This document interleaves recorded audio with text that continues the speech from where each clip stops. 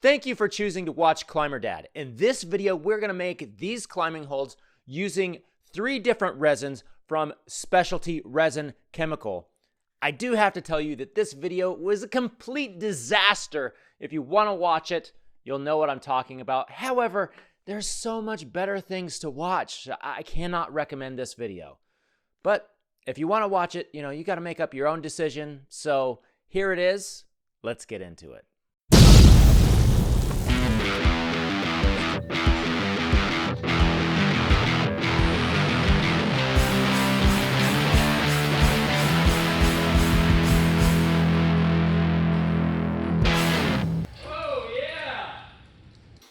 Before we get going on this, let me talk about all the things that you're going to need, because it may look like a lot here on the desk, but it's easily broken down. First, I'm going to start out with safety.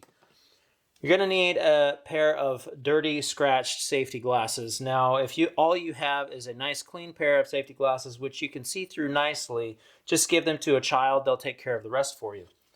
Obviously, I'm joking about that, except you do really need some safety glasses. Next, you're going to need a respirator. Now, it's not always recommended that or required that you have a respirator, although it is a good thing to have. Also, with your respirators, I like to store mine in a Ziploc bag. That way, you're not breathing in all of the dust and stuff that's floating around in your workshop when you first put it on. So keep it clean by storing it in a Ziploc bag until you're ready to use it. The last thing for your safety is going to be a pair of disposable gloves. So these gloves are just disposable. It keeps them off your hands, and it makes it pretty nice to be able to just throw those away when you're done. Now, I also like to use a brush. Just have a brush laying around. A 1-inch brush is a little bit better than this, and that's so you can clean your molds. Now, those are kind of the supplies that are not directly involved with this, but you need them. Let's talk about the things that are directly involved with this. Obviously, you're going to need a mold. Now, if you don't know how to make these climbing hold molds, I've made several videos on this, and they are just as valid today as the day that I made them. So go ahead and search through the channel to check out how you can make these climbing hold molds. That's what the brush is for, by the way, is to clean out those molds. I like to use a removable dowel in my mold system. I don't have that. I actually have a variety of that on the table right here. But if you have a removable dowel system for your molds, make sure that you have that as well. For those dowels, I like to put a Vaseline or petroleum jelly on those. It just helps release that dowel much easier after you're done, especially these climbing hold molds where they are molded in to the mold itself. These can rip out really easily, and then you throw that mold away and start over. So I like to wrap a little bit of petroleum jelly on that. I'll show you what I mean.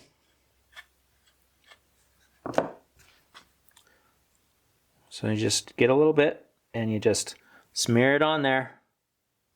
Make sure you don't get it down on the climbing hold surface, because you will see that. All right, that one's ready to rock. You're going to need some washers. Now, these washers here, they are just 3/8 washers here in the States. I just use a standard washer. Now, some people say you need to use a grade 8 washer, but I don't see the purpose of that other than just if it's a commercial setting and you want to advertise that your holds are just better because they have that in there. But this is really just kind of a wear plate in there, and I really don't see why you want to use a grade 8 washer other than just it's going to come off of the wall 1,000 different times and you still want it usable. For climbing holds at home, you just don't need that, so don't worry about that. I'm actually using old washers in these climbing holds because they're staying here at the house, so we don't need to do that. So the dowel system can be different. I've talked about just a video just on the dowel system and how to make these if you want. Well, you need to have a mold release as well to help these come out of the mold a little bit better. Now let's talk about the resin. The resin that I like to use, it's always a polyurethane resin, and I like to use some stuff that has a durometer or a hardness rating of 75, right around there. This is SRC Tough Cast 75D. And this here is Tough Cast 65D, and I'm going to compare those two, and then we have, whoops, not that one. This one is Color Pro, and it's probably right around the 65D as well. I think this is going to work good. I've never used it before, so we're going to check it out and see how it does. Now, I actually forgot to mention a couple of things for the supplies, so let me mention that briefly right now. A roll of paper towels. You don't have to get this expensive blue stuff if you don't want to, spend a whole bunch of money that's not necessary. But paper towels are a very good thing to have. I usually just have just a regular cheap white paper towel that you get down at the dollar store. But today I've got the blue ones because that's all I've got near me.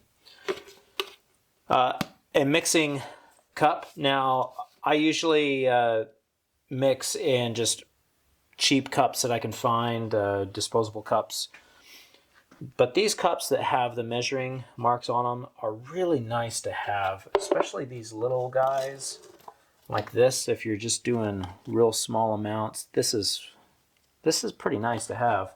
And a stir stick. You want a stir stick. If you live in a place that's humid, you don't want to have a wooden stir stick because moisture can be held in that wood and then you're screwing up your polyurethane resin that does not like moisture. We have all of our molds set up, ready to go. They each have a washer. The dowels are lubed up. Now we're going to spray some mold release in there.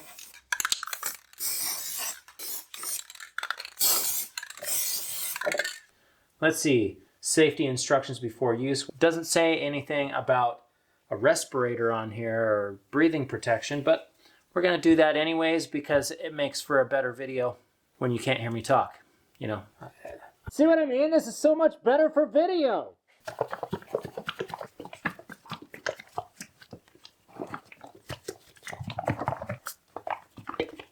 Check.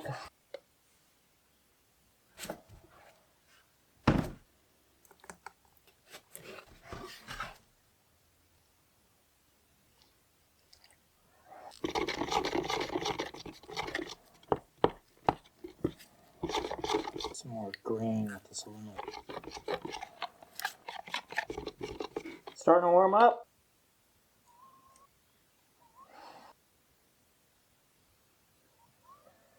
The Tough Cast 75D from SRC has been sitting in these molds now for about 45 minutes. They need some more cure time, so I'm going to let them go. But it is hard enough that it doesn't matter if they stay perfectly level. Just keep them in there. There's going to be parts that are not completely cure. I do see something that I have a problem with this type of urethane when it gets this hard, and that is bubbling. It seems to foam up. Now this mold was stored inside in a dry place down in the basement, and I brought it outside. I live in the South, so the humidity is kind of high, but it's bubbling up.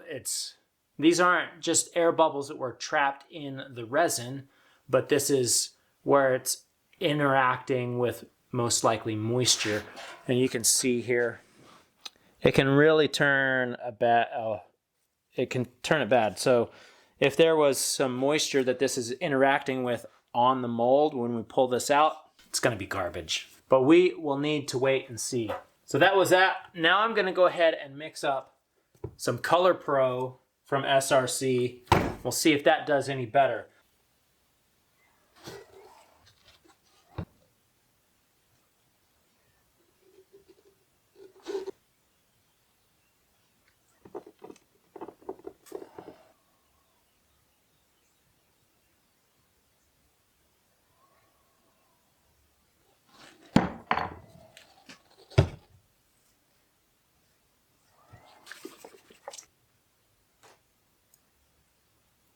Get out of there. Come on. She's starting to set. Oh, I did. Okay, it has now been a few hours since we first poured this one right here. So let's go ahead and take this out. It's nice and solid.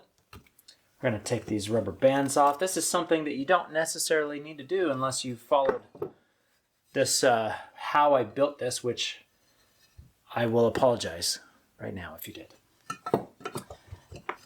It is the cheapest way to make a mold for climbing holds, but I don't think it's really worth the time and effort and the problems of afterwards. So let's go ahead and just grab this spud. We're going to spin this out. This is why I like using a bolt right here. And I use, boy, that's good and solid. I use a 7/16 bolt, so it's a little bit bigger. So this is broke loose now. Let's go ahead and break that loose. Great. Okay.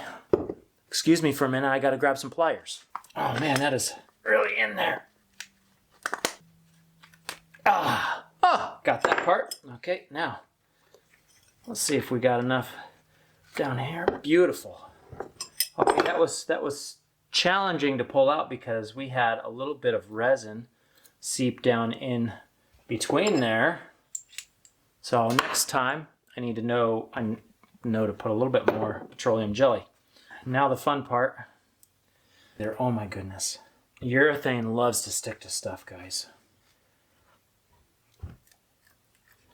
I'll get that off camera maybe sometime. Look, this is the difference between latex and silicone. Look at this. This is just gonna pop right out of there. Beaut. What a beaut. Gotta be careful with your dowel section if it's molded in because you don't want to rip that out. Oh yeah. That's see, there's a lot of bubbles on the surface. I don't like that. I don't like that at all. Now, for those of you that are watching and are saying, it's because you didn't degas the resin. Well, you know, that probably helped a little bit. But this bubbling that we're seeing on the surface is not because of the bubbles that are in the resin itself after I've mixed, but this is how it's interacting with the surface of the mold. And it's just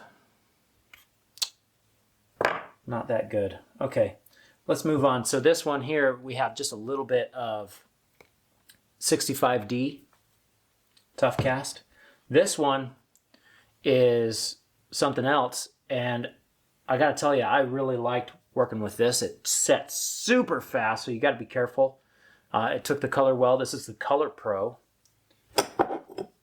Very impressed with it. So with it as far as the mixing and the time, although I will never do big pours when I'm using this stuff because you just don't have time. Yeah, silicone's really the way to go for climbing hold molds.